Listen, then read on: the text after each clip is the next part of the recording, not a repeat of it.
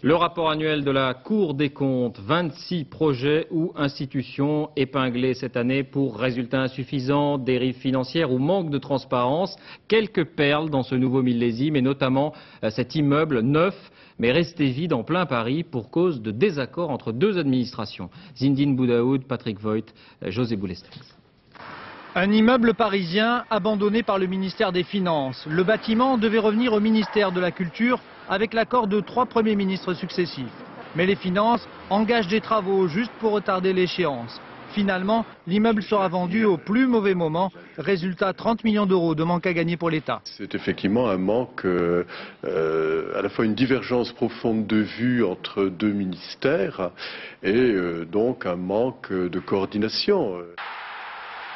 Un but en or qui rapporte beaucoup d'argent. Les exploits des Bleus remplissent les caisses de la fédération.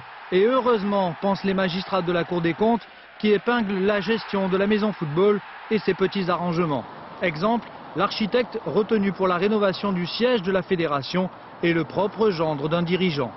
Mais la charge la plus sévère concerne les contrats passés avec le groupe Jean-Claude Darmon. Celui-ci détient l'exclusivité des droits relatifs à l'image de l'équipe de France. Il vend aux sponsors cette image et reverse une partie des fonds à la fédération. La Cour des comptes dénonce une absence de mise en concurrence. Je pense que la Cour des comptes a par définition des rapports qui sont toujours mauvais ou très mauvais. Quand ils sont très mauvais, c'est du pénal. Là, il n'y a pas de pénal, donc c'est un rapport ridicule qui n'a pas de sens. La fédération a pourtant obtempéré. Elle diffère désormais jouer la concurrence. Les cartons rouges distribués par la Cour des comptes ne sont pas uniquement réservés au football. Les magistrats réclament à l'État des contrôles plus stricts dans les casinos.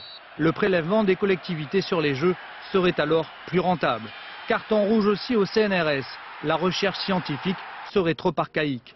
Le rapport annuel de la Cour des comptes recommande à l'État un contrôle plus rigoureux de ses administrations.